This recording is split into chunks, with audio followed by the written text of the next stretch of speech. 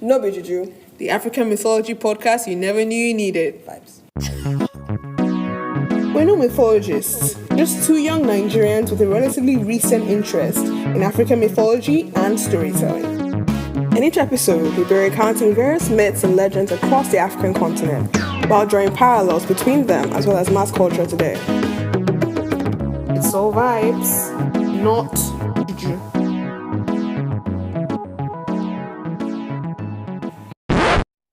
Hey guys! Hi, welcome to our third episode. Yeah. Woo. Oh, I missed my clapping sound. As in, you said it. This episode is all about African trickster deities, and I think it's apt because, yes, we did plan on releasing an episode last month, but We gotcha. we have you guys. Yes, we are actually back. Yes. We're sorry, but we're gonna make it up to you. Life has happened and we're back, so we thank God for that. Let's move on. Vibe of the week. Let's do it. Vibe of the week. Sorry, that was. That's not bad. That was. We can do that something was with that. unplanned, but I was feeling the vibe. It's all about the Same. vibes. It's all about the vibes. Okay. Vibe of the week.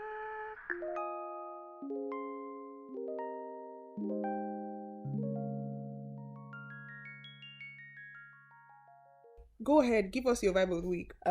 So not necessarily a vibe. It's more like a call out. Okay. But is this anime? Yes, we're anime fans here. Is this anime called Real Life?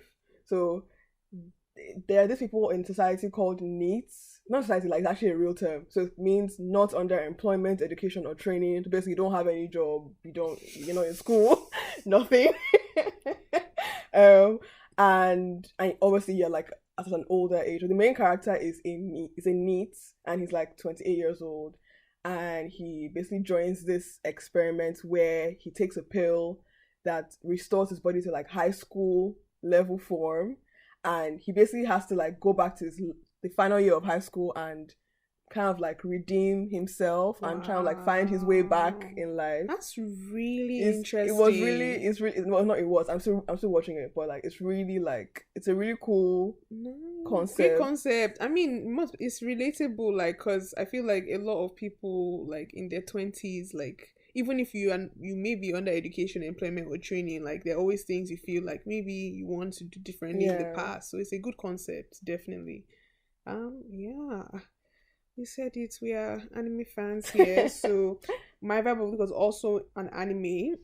So it's a cute one. Aww. My Hero Academia is very popular. But for people who don't know it, it's basically like set in a high school where teens have superpowers and they can train to become heroes. And I know I'm not the target audience with regards to age, but it's good. Nah, man, it doesn't matter what the target audience is really, as long as you enjoy it. That's I feel. But anime, they have like sorry to make an anime podcast, but they have this fascination with high school. Yes, a bit. There's so many high school shows. It's like, okay, and I'm like, what is this? Yeah, what is this? I really don't get it. Even if it's like the world is ending, like we watched this one called Evangelion, and literally the world was ending and they were being attacked by monsters, and they were still going to school, like high school. Just the high school drama always just adds this like youthful like flavor. So I think maybe that's why they keep on like including it. But yeah, it's always there. It's always there. I can count the number of, even when it's not about that, they will include high school somewhere. Just somewhere, even if it's just in the beginning. So yeah, really interesting. Okay, guys. Enough of our weeb activities. Honestly. Let's move on to African trickster deities. Insert sound effects. Yeah.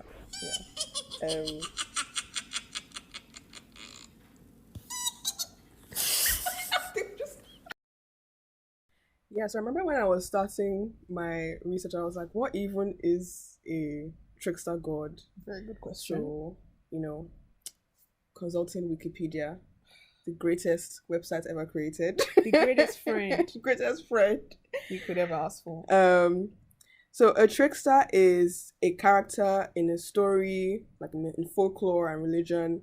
So it could be like a god, a goddess, spirit, human, or this word is hard, anthropomorphization. Okay. Yes. Who exhibits a great degree of intellect or secret knowledge and uses it to play tricks or otherwise disobey normal rules and defy conventional behavior. So yeah, it's actually just what it says on the tin. But I think one thing that's something about like they're usually like very intelligent, very smart, and have like cunning ways of getting their way in the end. That's all it's about at the end, I feel. Yeah. Just getting their way, or people bending to what they want. So yeah, that's basically a trickster, guys. And the first trickster that we're going to be talking about is actually from today we're talking about West African trickster god, because those are the most popular. But the one that I will be talking about is Anansi. Woo! Yeah, Anansi is very popular. There are loads of stories about Anansi. And if you didn't know, Anansi literally translates to spider. And it's an Akan folktale character. And the Akan people are an ethnicity found in present-day Ghana and Ivory Coast. As his name suggests, he often takes the shape of a spider and is sometimes considered as the king of stories. I think you really like this podcast. Yeah. I think you would love this podcast. Yeah. Especially when I'm talking about him, you'll be like, wow, I'm so important. Yeah. So Anansi is well known for his ability to outsmart and triumph over seemingly more powerful opponents using his sheer cunning, creativity, and wit. Even though he's known as a trickster god, which might have negative connotations, he usually is the protagonist of the story due to his underdog nature. And to be honest, I feel like the best way to like make you root for a character is like make them an underdog. Definitely. That's like automatic support from me. Definitely. Literally. Definitely. So he has many representations, one of them being a spider, as I mentioned before. However, he's also known to appear as a spider with a human face or a human with spider-like features. So honestly, I'm not going to lie on guys. I don't really like spider. So looking up the image of Anansi was actually very scary for me. Especially because like it's a human morphed spider. I would not be looking that up. Yes. Because that don't worry, be in the poster. I'll put it on the poster for you. Please. Yeah. That sounds absolutely frightening. You're like a Spider-Man. No.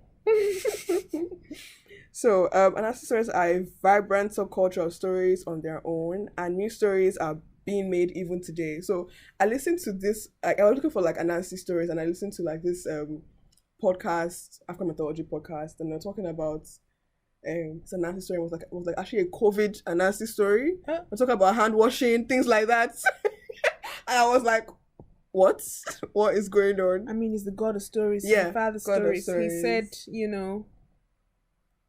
guys, just be creative. Yeah, just be creative. Whatever. Exactly. So interesting. Yeah, that was really cool. I'll insert the podcast name just to give credit in the description. So the best known stories are those originating from Ghana. Mm-hmm. However, these stories have traveled all over the world, especially in the Caribbean due to the slave trade. Anansi's underdog stories served as a source of encouragement and a symbol of slave resistance and survival due to his cunning and trickery, which made him able to overpower more powerful oppressors. So Anansi is the child of godly manifestations of his mother, the earth, which is Asase-ya, and his father, the sky, which is Inyame. So is a true representation of all things on heaven and on earth. And he has many children with his wife, Aso, but the most notable child is Tikuma, a boy who plays a significant part in one of the more popular legends regarding the bringing of wisdom to the world, which I'll be talking about later today. So yeah, that's basically Anansi's kind of like bio origin. Anansi's bio origin story.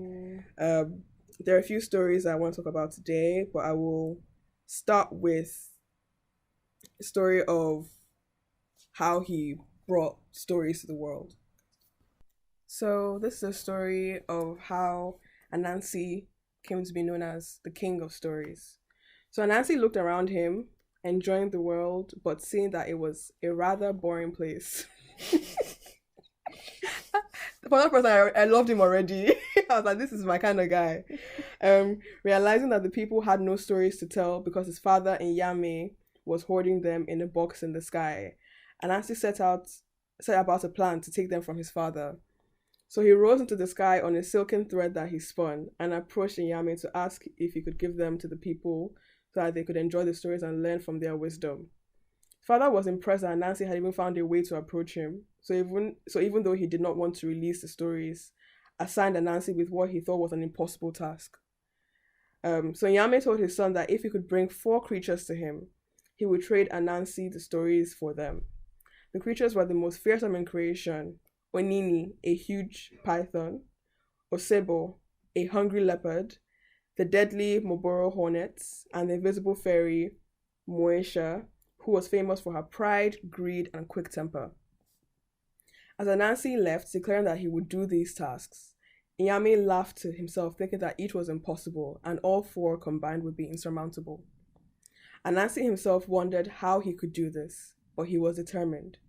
Soon he realized that in order to beat the best trait of the 4 characters, he would have to use his best trait, his trickery. He devised plans to defeat each one and put them into motion. First, he sat outside of Onini's lair, which was the python, and planned to argue with himself. Oh my god. So in this story, he plans to argue with himself, but in another story, his wife actually argues with him, and his wife is actually one that comes up with like the whole plot.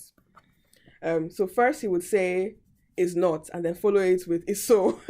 Soon the python's curiosity was aroused, and he asked Anansi what he was doing. Anansi told Onini that his wife said the stick he was holding was longer than the snake, while he thought the snake was longer. So Onini proposed a plan to sort out, the problem. So he said that he would stretch himself out next to the stick. And Anansi just said that since it was difficult for the snake to stretch his curves to the full length of the stick, they should tie him to it, or he might not be longer. Onini agreed, and this is how his vanity allowed Anansi to capture him for Nyame. So he's already conquered the first one quite easily. Low effort. Yeah, low efforts. Like basically, it's just like people's like not insecurities, but like their weaknesses, shortcomings to to get bring their downfall. Yeah, basically. Yeah. So next was Osebo, whose strength was legendary, which was a leopard. Anansi dug a deep pit, and the next morning he found Osebo trapped in it. Offering to help, he spun a rope from his webs, daring Osebo to use his strength to get out of the pit. When Osebo began climbing, he became entangled in the web, and the more he struggled to get higher, the more tangled he got. Finally, he could not move, and this is how Anansi used Osebo's own strength to capture him. Oh my gosh. Wow. Another enemy. And another one bites the dust. Swiftly. He knows the assignment, just, tick, tick, tick, gets it done. Okay. For the next creature, Anansi cut a small hole in a gourd and made a plug for the hole. He then gathered water on a huge leaf. He poured half over his head and half on the hornet's nest, ruining it. When the Moboro hornet angrily flew out, Anansi exclaimed that the rains had come early, that the hornets could hide in the gourd. The first flew in, and the rest of the hornets followed closely. This is how Anansi used the hive mind to basically take advantage of the hornet's strength in numbers against them. And finally, he had to trap the crafty fairy Moesha. He knew this final task would be the most difficult, but he also knew her weakness for yam paste. Anansi crafted a gum baby, attached a web line to its head, and set a bowl of yam paste that Ano had made into its lap. So that's like, Ano is his wife. Soon, Moesha came along and saw the yam paste. She could not resist and asked the gum baby for permission to have some. Anansi pulled the web, making the gum baby's head nod. So he's also a ventriloquist. He has many side jobs. This is a man of many talents. Man of many talents. And his wife is a ride or die. Actually, like she's always coming through. Like in the other stories were like almost every plan, she's the mastermind behind this. Yes. So he might be the right or die. Yeah. He might be the right or die. I don't trust him. Like, yes, wife, I will do it. So yeah.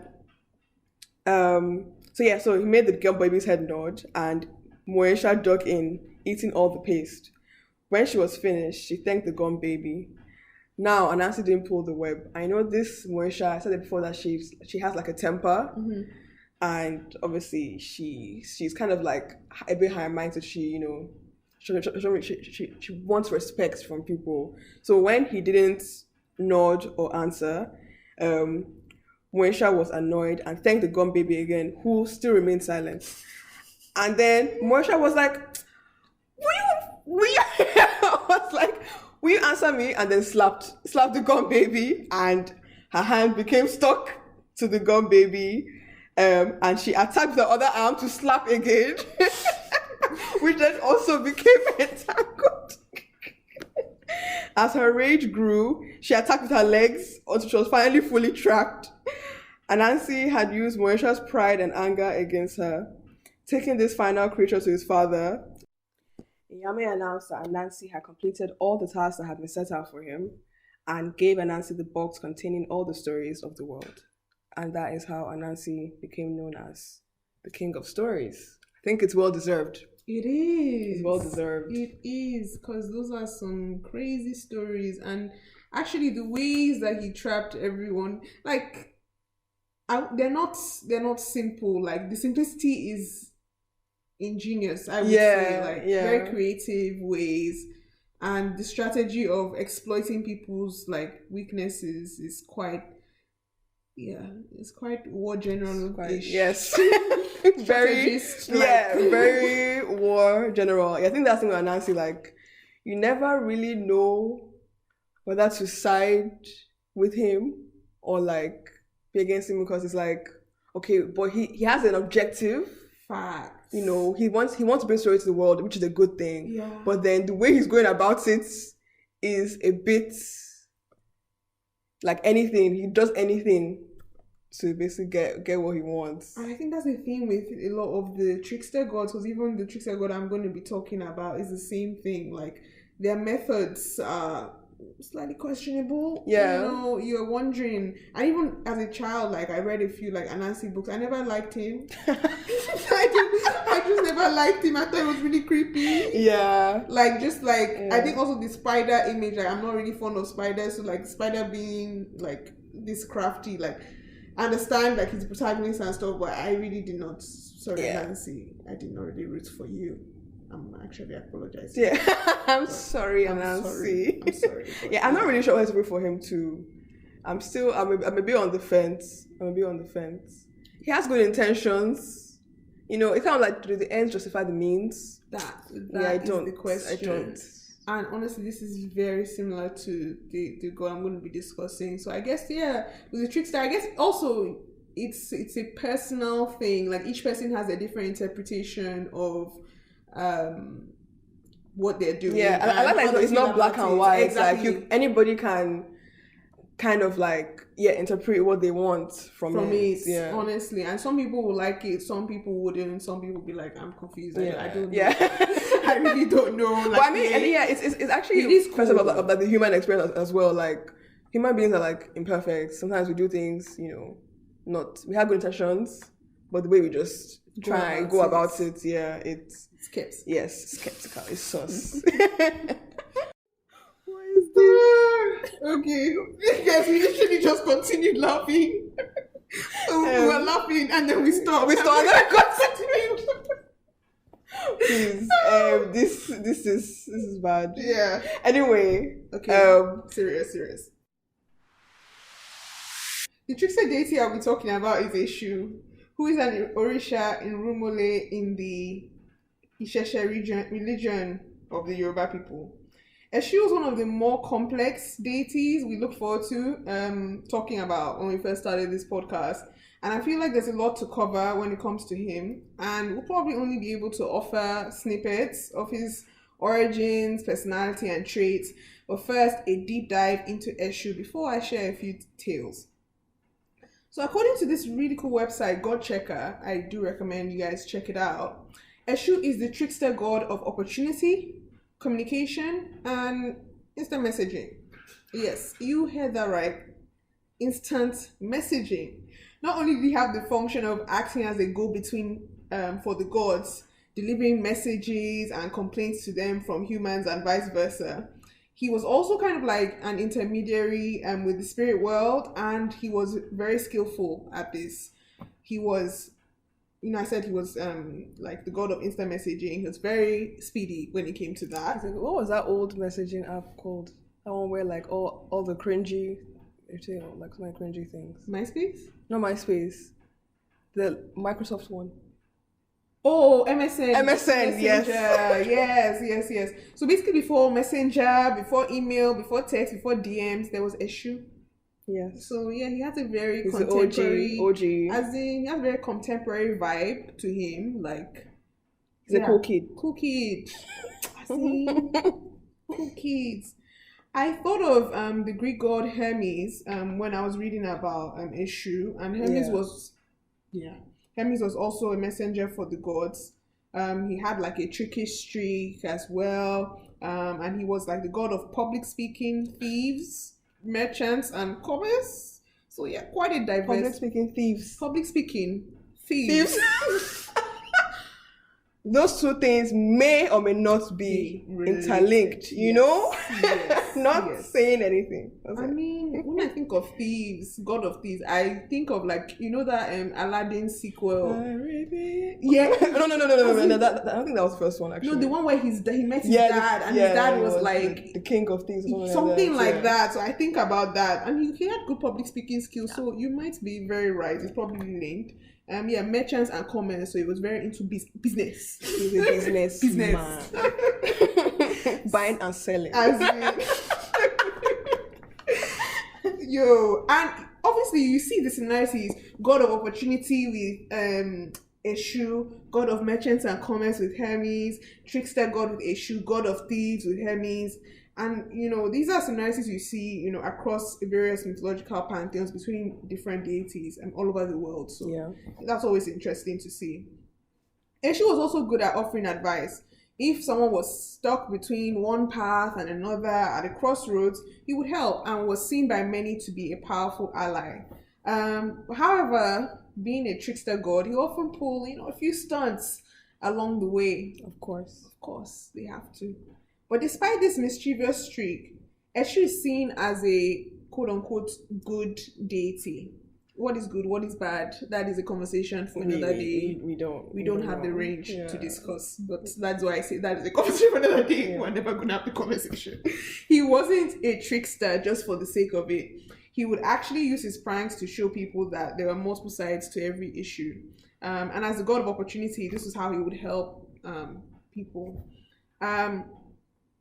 Take advantage of opportunities, maybe. He was the chief enforcer of natural, and you see, this is a law. Like I'm listing, it's a lot of stuff. It's a CV. It's actually Maybe we should name this podcast CV of the CV of the. And now his CV. And now 2 years experience in thieving. Also hobbies, public speaking. Buying and selling. He was the chief enforcer of natural and divine laws. So basically he was kind of like the police of the gods, and he was in charge of like law enforcement and keeping things orderly. Nevertheless, Eshu has historically been viewed as an evil... Wait, I don't understand. Sorry, I had to just point. It's good. Thieving and law enforcement. Oh no! That thieving was okay. Hermes. Sorry, okay. Yes, I have to just make sure. Like, excuse me. Okay, maybe that is where they. Yes. One was actually a thief, and that was a police officer. Yeah. Okay. So, nevertheless, Eshu has historically been viewed as an evil force, which is obviously at odds with some of the characteristics we've listed so far. He's not a thief. Okay. I'm sorry. It's all right. From the time of the first English translations of Yoruba words in the mid-19th century, Eshu has been rendered as devil or Satan, the first instance of this being in Ajayi Crowther's vocabulary of the Yoruba. Quite to the contrary, he was said to have maintained the delicate balance between good and bad, regulating the world of happiness and fulfillment, and that of destruction, hopefulness, and sorrow. I wonder why they chose him to do that. I guess, I don't know, maybe because maybe deceit, maybe because like he had kind of like a, yeah, I don't know why they chose. That's actually a very good question. I'm not sure about like the other god. There's like maybe a more, quote unquote, more evil god. Maybe because he was like the messenger. So you know how sometimes the little man can be like, I mean the middleman. The middleman, sorry, the middleman can be seen as like the culprit. Like it's easy to pin things on them. If that's the person, that's interface. True. Oh yeah, you know what? Like, don't shoot the messenger. Wait, what's it called? Don't shoot the messenger. Don't blame the messenger. I think it's don't shoot the messenger. Don't shoot the messenger. But yeah, and they shot him. Yeah, they actually did. Because like anything from the gods, judgments, warnings, curses, punishments, he will be the one to deliver that. So I guess he was true. Like maybe easy target. Like just because it's kind of like ambiguous. Like his morality. It's also questionable. Yeah, it's questionable. Maybe that lack of. Okay, he's not really picking. You can't really box him into any category. Maybe that made it easier to like manipulate and distort. I don't know. But yeah, that's actually a really good point. So quite to the contrary. I was saying, due to this complexity, obviously we've said he was perhaps misunderstood. There have been actually a number of online campaigns to revert some of these translations. Oh wow! Because I think there was a point in time, I don't know if it's still the case.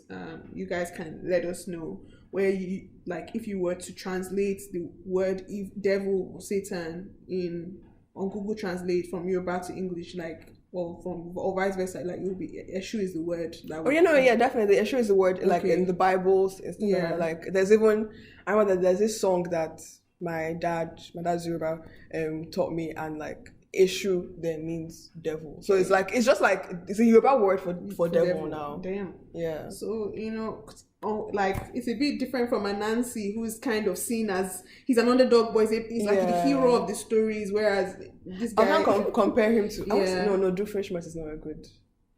Anything Phineas and Ferb. Phineas and Ferb fans. Shout out. Shout out.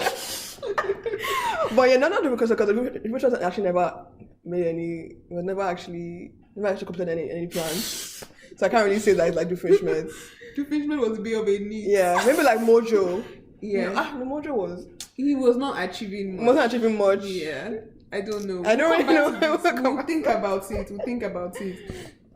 But basically, there have been echoes of this in characterizations of Eshu, even in popular culture.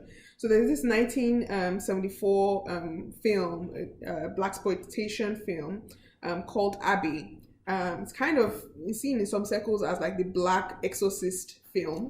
Because I think it came out like a year or maybe a few years after The Exorcist. And it features a deranged and ruthless sex deity that possesses a young woman and causes her to sexually assault and brutally murder various men in the process. Wow, that's heavy. Yeah, that's really heavy. So apparently in the opening scene of the film, Eshu is described as the most powerful of all earthly deities, a trickster, a creator of whirlwinds, chaos. So more tilting towards that, dark side of his personality. Chaos. Yeah. And it's because from what you said earlier about how he's actually kind of like the one that tries to balance out, which is it's so at odds with chaos. Yeah, that is wow. Yeah. So that movie is actually on YouTube, guys. So if you want to watch it, you can check it out. So as you said, worlds away from the helper that I just described. And I was just wondering, what is it about Eshu that made people think, evil? Like outrightly evil. Maybe from these stories I'm going to tell, maybe we might come to, a conclusion and figure that out. So according to Myths of Origin by Belcher, there were two sides to Eshu, and this is obvious, from everything we've been saying so far. He would often introduce the unpredictable into orderly, predictable systems and situations, which will cause trouble at times, but also help people at other times. So as I said, maybe this ambiguousness in his conscience and just in his actions made it more easy to say, okay, this guy is just like a bad person. So in Abby, the blaxploitation film, I will add that apparently there was a point in the dialogue where one of the characters said that actually no, there was no point in the dialogue where they said that the spirit that possessed the woman was Eshu, but obviously it's implied. It was implied. But towards the end of the film, one of the main characters decided that the spirit was not in fact Eshu, but perhaps like a pathetic Eshu wannabe. So maybe somebody that was previously imprisoned by him that kind of just wanted to distorted him and thought that he was like an evil person, and then just started wreaking chaos, just use his name to cause disaster. Exactly. Twisted into something else. And that would make sense because according to a source from Wikipedia, thank you so much. Shout out. To criminals who celebrate wickedness and injustice, Eshu was viewed as evil and devilish, whilst to the morally upright, he's seen as a cool person, like a divinity that places importance on justice and good character. Guys, my eyes are wide right now. Yeah. Yeah. So it's interesting because it's seeming like if people who had questionable character often interpreted him as he was evil. Because people don't like when you call out the bad in themselves or the evil in themselves. So Eshu was probably yo, you can't do this. Calling them out, and then it's literally the police, literally holding them accountable. And they're like, nah, I don't like that. So you are evil. Wow. Okay. So so that was a bit of a film review. What can you say after that? So I haven't watched the movie for myself, but as I said, it's on YouTube, a channel called Real Black, really cool channel with loads of old black movies. So you can check it out. Tell us what you guys think. And on anything and everything related to the podcast, please feel free to pop us an audio message or an email, mbjpodcast@gmail.com. Or Twitter or Instagram. Exactly. Yeah. We're very keen to hear from you guys, and just give us some feedback. It would be lovely. Eshu, so this is not the only characterization of Eshu in popular culture. He was also an antagonist in the 8th novel of K.A. Applegate's fantasy series, Everworld, Brave the Betrayer. When the main characters of Brave the Betrayer first meet him, they are asked to appease him and pay respects to the gods through sacrifices. They don't take him seriously at first, and so he emotionally manipulates them mentally, plays tricks on them. And I haven't had the chance to read this either, but I skimmed through and I thought it was really cool how the main character was very conflicted, just we are, even with all the trickster gods. When it came to Eshu, he was trying to think, is this guy a good guy or is he an evil guy? Because at one point Eshu was playing mind tricks on him and creating weird, scary illusions in his mind. And then the next point, he was saving them from a lion. And then the next point, he was guiding them through on their journey. So they were is this guy good? Is this guy evil? Everyone was confused. But anytime they asked him for anything, he would always ask for a sacrifice. And as time went on, they were always they were always refusing. And as time went on, he would give them nightmares and kind of torture them. Jesus. But also towards the end of the book, he was described as being sad that he had to punish them, and the protagonist began to see him more as just somebody who was really strict about rules and didn't actually want to hurt them, but those were the rules. So sorry. And I feel that's kind of similar to what we're saying with Anansi. They just it's, whatever the means, they just do They just do what they have to what do they to have get to to do get to to get their what end goal. to the end goal. So, but that was Yeah, it's interesting to see. very because when you compare Eshu and this like more Abrahamic version of the devil and Satan, like Eshu actually is like more of like very like a rule follower, whereas like obviously the devil is rule breaker, breaks all the rules, blah blah. So it seems honestly really inaccurate and a bit of a disservice to just kind of like simplify his whole character to just like a very like monolithic, what do you call it? That's such a great point. View. I think that's why people held those campaigns, because they were like probably people that are very knowledgeable about him, and they were like, this is not all that there is. So, obviously, he's not perfect. Like he's not a perfect God, but to characterize him as it's the origin of all evil, it's very extreme. It's actually extreme.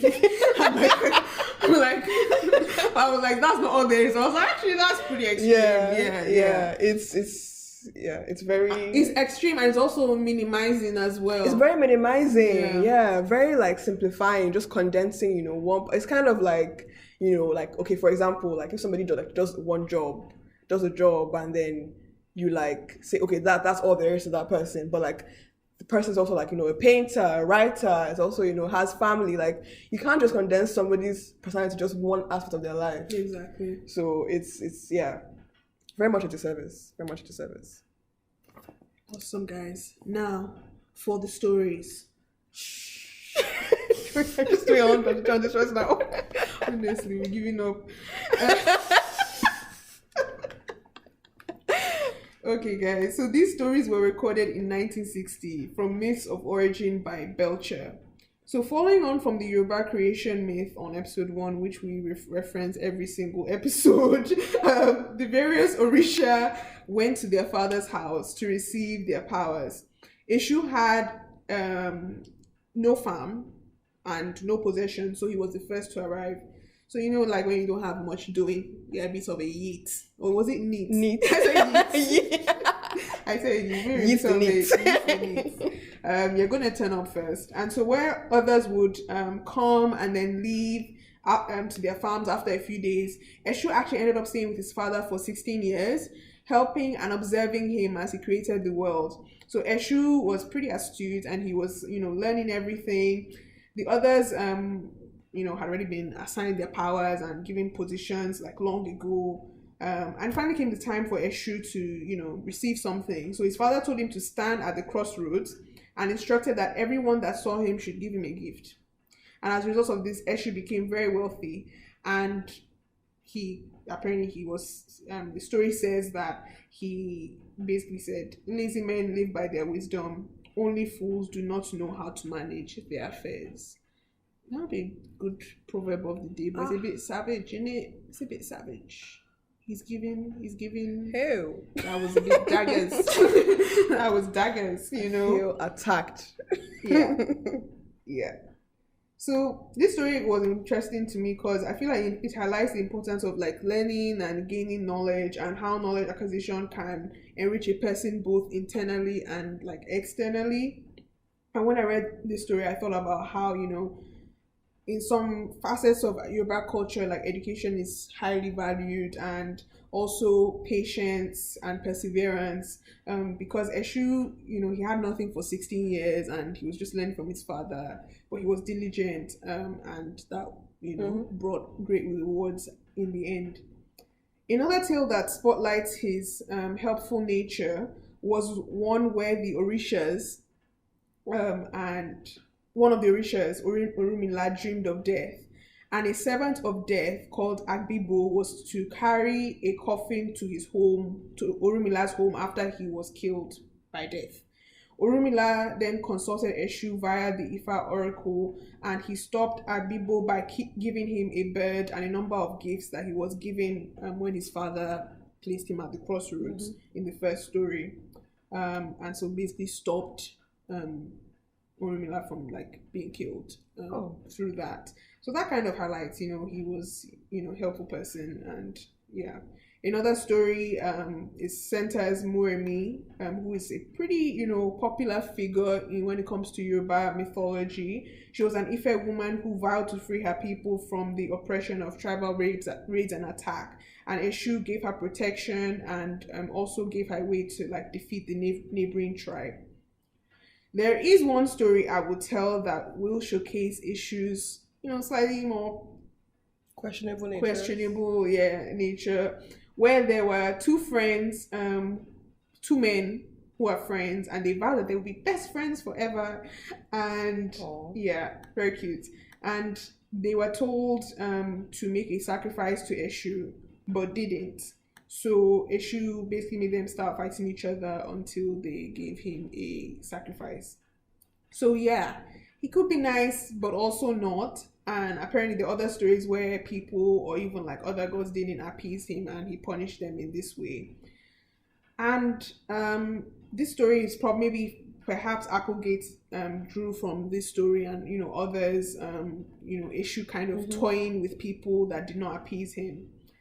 And when I read this story, I kind of began to understand a bit about why he gets a bit of a bad rep, because it's a humorous theory, but I think one way he could, this is just a suggestion, it's just a suggestion. One way he could have improved his image would have maybe been to give himself an additional title, God of Gift Receiving, so people just know what to expect from the get-go. There's no mix-up, Eshu. You just have to give him a present, give him a gift, cough up the goods. That's what it is. And I mean, the gifts were not really for himself, as it was a message to God. Maybe the gifts were for other people. Some of them were for himself. Some of them might be for himself. I don't know, but I think some of them may be from other people, as it was a messenger. But still, anything, it just seems like if you don't give him gifts, since that time he first received gifts, it's now become a requirement. So if you don't give, expect to be punished. So in the case of those two friends, just to go into more detail about that story, they were cool. As I said, they were going to be best friends forever. And then all of a sudden, one day, Eshu was walking between their fields. This is after they refused not to give him any sacrifices. The two men had farms on the opposite ends of the road which led out of their village. Eshu was wearing a hat that was red on one side and white on another side. After he left, one of the friends mentioned to the other that he saw a white hat. The other friend said no, that the hat was red.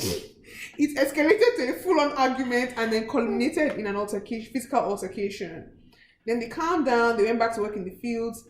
Eshu now came back and walked in the other direction. So now, the man that saw the red hat now saw white. The man that saw the white hat now saw red. They began to fight again. It's red, it's white, it's red, it's white. Literally. Because the man that saw red the first time was you're mocking me. You're saying that it's red now. So Eshu he was on constitution of confusion. This is straight mind games. It's tricky, it's clever, it's tricky, but I don't know. I can see how people would think it's a bit, questionable, because obviously we mentioned Abrahamic religions, Satan is kind of portrayed as the father of lies and father of deception. So that's like a parallel. Exactly, parallel. Exactly. But however, Satan, he does what he does to ultimately destroy everything and everyone. But it seems like Eshu at the end, apart from the gifts, he wants the gifts, but because I feel like these gifts are actually wanted those gifts. But I kid. I think he also wants to uphold the law of the land as well.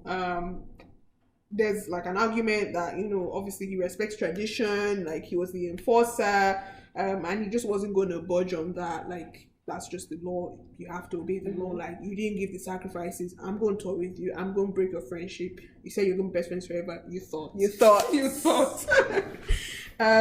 So I was thinking, just to round up on Eshu, perhaps it was his penchant for law enforcement that just spurred him on, as the police of the gods, the messenger. His love language is definitely gift giving. Yeah. That is so Sorry, gift receiving. Gift receiving, honestly. Exchange of gifts. And maybe he was trying to teach people on the meaning of respect and culture. Maybe he thought these people are uncultured, they lack respect. I'm going to teach you a lesson. And so I feel like even in like Europe, like when you look at like weddings and ceremonies, like gifts exchange is actually very important in all these ceremonies. It is. So just basically just like respect your elders, respect your fellow people. Literally. And he was helpful to other people, but it was always conditional. Yes. Always. Okay, final point. I know I've gone on and on and on. You're like, I know I've gone on and on. But another thing I actually noticed about Eshu, and actually when I skimmed through Applegate's novel, was that the main conflict between Eshu and the character was that basically Eshu was the enforcer. The rules were when you enter the land, you must offer sacrifice to the gods. But because of the protagonist's like personal convictions and principles, they refused and they fought back. And that was actually like one of the main plot points of the story. And can we talk, guys? Can we talk? I just feel like, sometimes, there can be a bit of, respect, for respect's sake. Respect kind of put on a pedestal as just this, just the idea of respect is just, I think it's idealized sometimes. Certain things are just done just because, okay, you need to be respectful, or because it's a culture, so you must do it. And these things may or may not be inherently good. They may or may not be harmful. And I feel like yes, culture is important, respect is important, but individuality is also important. Like if people have personal beliefs and convictions that mean that they don't really want to adhere to that, like please, like just let people do that, and you shouldn't harm people because of that. And also, if the aspects of a culture that is counterproductive and intuitive, not to say you can get rid of it, but even just think about it. Think about ways it can be adapted, and don't just keep it like that. It must just stay like that. Let it evolve. Mm-hmm. And I feel like you still see traces of that today. Yeah, definitely. Yeah, definitely. Various aspects. And obviously we said when we started this podcast that we were going to, tell stories and introduce you guys to these awesome figures, but we were also going to relate it to everyday life, relate it to the things that, are going on around us. And if you think about it, we're still dealing with some of these things I've just mentioned, so many cultural clashes at various levels, mm-hmm. all over the continent, social, economic, political, and, we have to figure it out. I mean, this podcast is definitely not meant to like idealize original African culture. This is more, it's not, I won't say it's a critique, but just more of like an observation, mm-hmm. and we're going to make comments on, what we're observing. So we're not saying like original African culture is not, they're humans just like us. They weren't completely perfect, mm-hmm. And they weren't also completely bad. Like, they were just humans. That's all it is. That's literally it. So do you want to tell us your final story about Anansi? Okay, so moving on to the last Anansi story for today. And this is about how Anansi brought wisdom to the world. So this story, it may have actually been by accident. He brought wisdom into the world. But firstly, I think it's important to note that, wisdom and storytelling are, closely interlinked. Like even when you look at like, in Christianity, like parables, they're very interlinked. So, it might be one and the same. But this story is specifically about how Anansi brought wisdom. So it starts off by Anansi being troubled. So he had a pot containing all the wisdom of the world, and every day Anansi would look in the pot and learn some new and wondrous thing. So he wanted to keep it safe and for himself, even though his father and Yami had told him to share it. He began looking for a hiding place. So his son, Intikuma, was very curious, and when he saw that his father was skulking about, he started to follow him. Anansi looked far and wide for the perfect hiding spot.